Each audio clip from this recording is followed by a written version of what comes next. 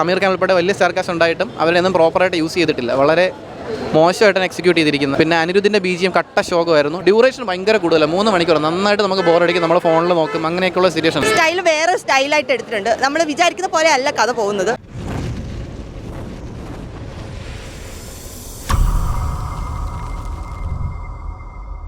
കൂലി കൊള്ളാം, 1000 കോടിക്കുള്ളതൊന്നുമില്ല.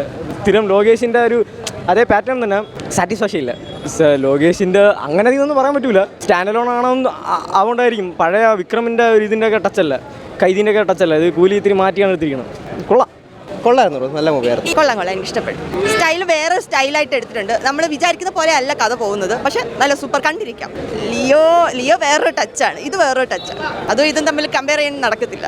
അടിപൊളിയായിരുന്നു, എനിക്ക് ഭയങ്കരമായിട്ട് ഇഷ്ടപ്പെട്ടു. കുഴപ്പമില്ല, നല്ല മൂവിയാണ്. വൺ ടൈം വാച്ചബിൾ, നല്ല മൂവി തന്നെ, കുഴപ്പമൊന്നുമില്ല. അങ്ങനെ എനിക്കതിനെ പ്രത്യേകിച്ച് ഡ്രോബാക്സ് ഒന്നും തോന്നിയിട്ടില്ല. മ്യൂസിക് പൊളി, ഒരു രക്ഷയില്ല.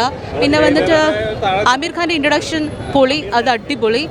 ഒരു 10 മിനിറ്റ്സ് ആണെങ്കിലും പൊളിച്ചിട്ടുണ്ട്. രജനികാന്ത് പിന്നെ പറയണ്ടല്ലോ, ഒരു രക്ഷയില്ലടാ. ഫാർ ബെറ്റർ ആണ്, നല്ല മൂവി. അതിനേക്കാളും അടിപൊളി.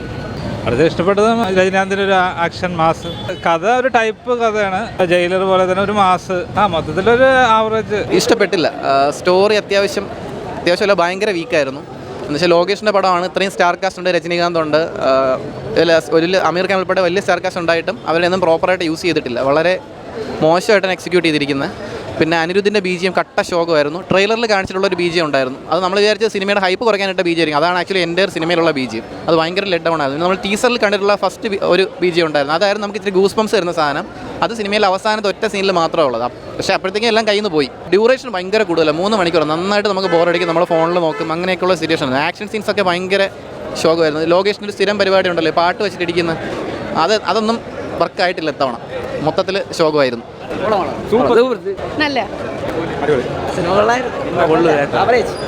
പാട്ട് മാത്രം കൊള്ളായിരുന്നു, പാട്ട് മാത്രം. മൊത്തത്തിൽ ഒരിതില്ല, ഒരു ഇത് കാണാൻ ഒരിതില്ല. 3 മണിക്കൂർ വർത്തല്ല.